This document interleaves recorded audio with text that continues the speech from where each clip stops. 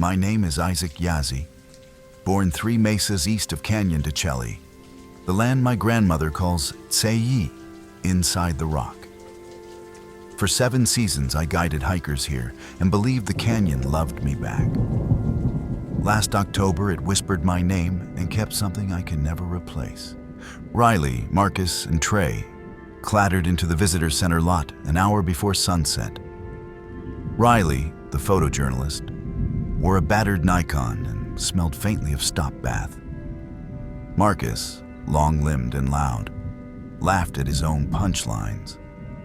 Trey, a peach ice vaping YouTube daredevil, live-streamed every step.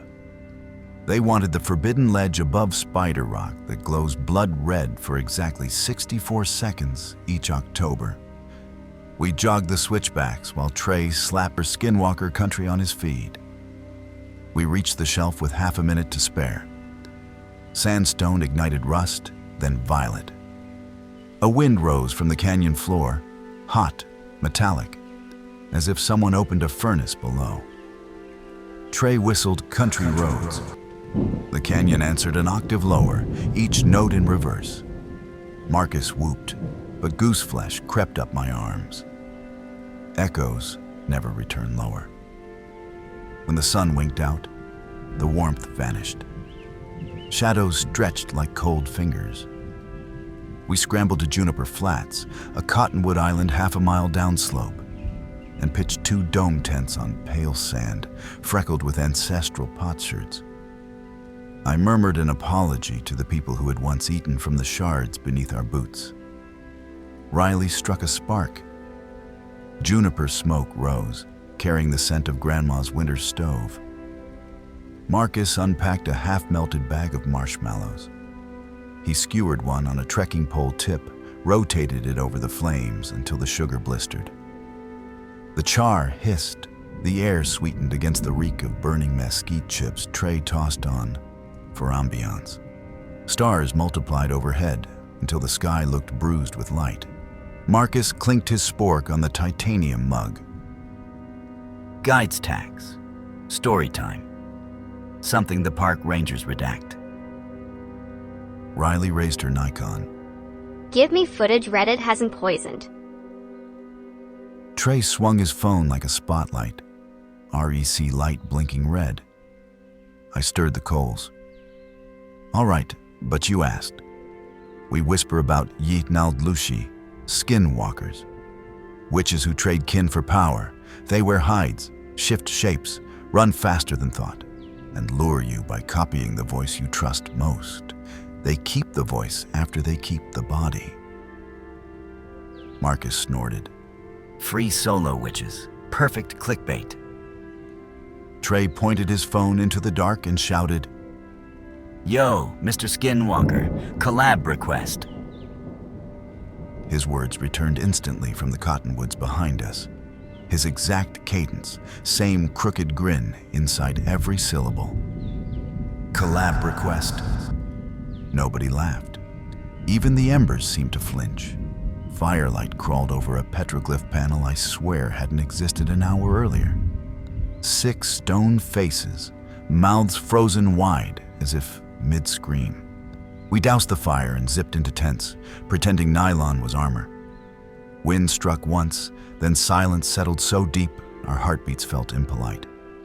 Gravel ticked, 4 heavy steps, a pause, 2 lighter taps, biped to quadruped and back again.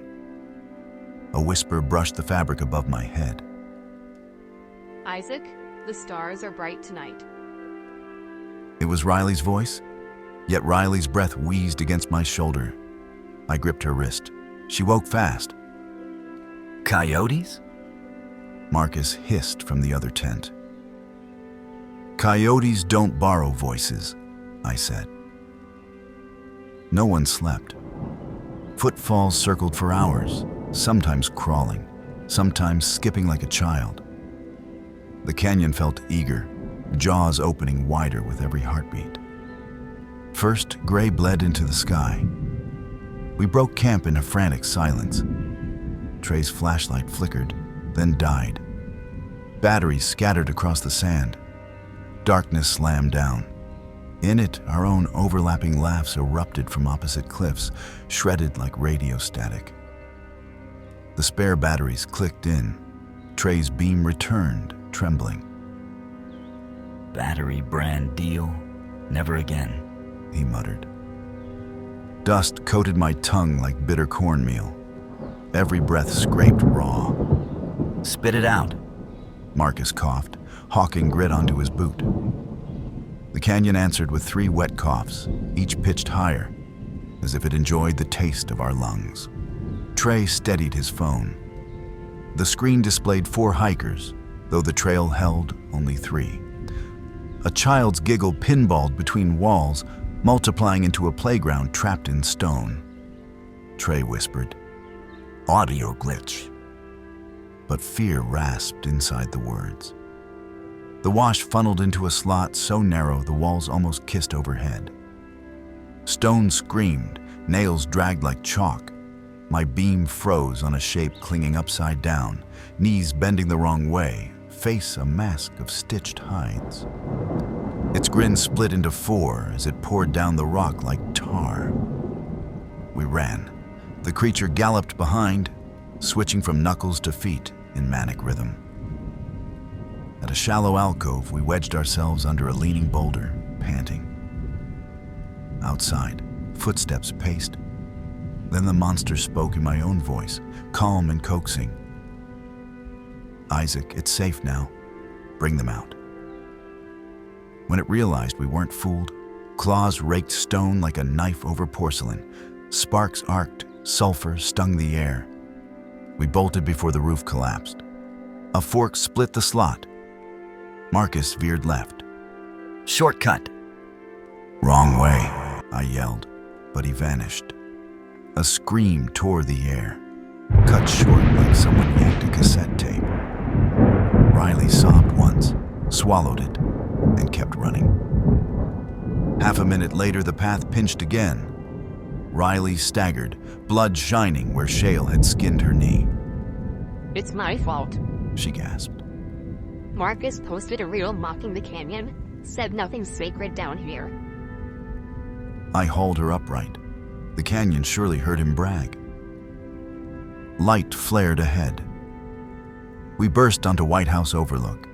600 feet of nothing yawned beyond a chest-high rail.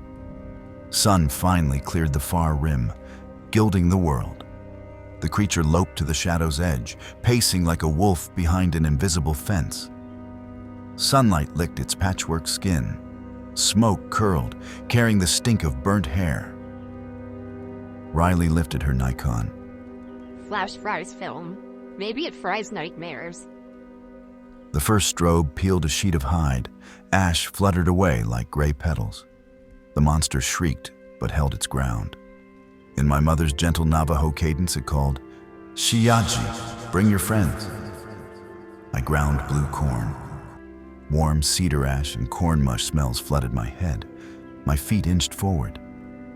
Riley shoulder-checked me. That isn't your mother. She fumbled fresh batteries. The creature sprang. I scooped hot sand, spat into it, flung the sludge, Grandma's cleansing rite. Smoke hissed where it struck.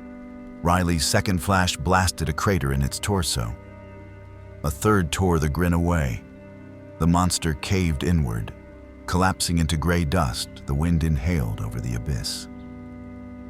Silence slammed shut. Riley dropped to her knees, tears carving tracks through ash on her cheeks. For 10 heartbeats, the sunrise felt like absolution. Until the canyon tossed back my own shaking dawn prayer, warped into a choir of low voices. Marcus emerged from the slot, limping, blood soaking one pant leg. It used Trey's voice? Where's Trey? Ice pooled in my stomach. Trey had never come out. A howl spiraled up the gorge. Trey's voice twisted with something feral, pleading, laughing, pleading again. Marcus lunged toward the rail as though he could leap into the void and drag our friend home. I tackled him. We wrestled until the echo faded into bright, merciless wind. We limped the 2 miles to the trailhead. In my truck cab, only the engine and Riley's muffled sobs filled the silence all the way to Chinley. Rangers found Trey's shattered phone case and footprints that ended mid-stride. They wrote, "Missing presumed fatal." Riley erased her SD cards. Marcus quit climbing and scrubbed every post. I buried the incident beneath paperwork. Grief gnawed by day. Terror chewed the dark.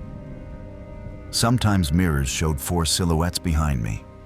I triple-locked my Flagstaff apartment and dusted cedar ash along every sill like Grandma taught. 2 weeks ago, at 1:17 a.m., my phone chimed. One new photo, date stamped tomorrow. It showed me asleep, a tall, stitched skin figure leaning over my pillow behind the curtain. Vapor frosted the glass. 3 slow knocks tapped the pane. I did not draw the curtain. I did not sleep.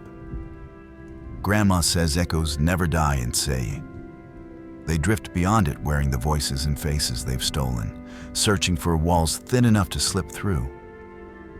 So remember, if a canyon throws your words back lower than you spoke them, or you hear your mother's laugh where she isn't, run toward full sunlight, fling cedar ash behind you, and never answer a whistle that climbs uphill.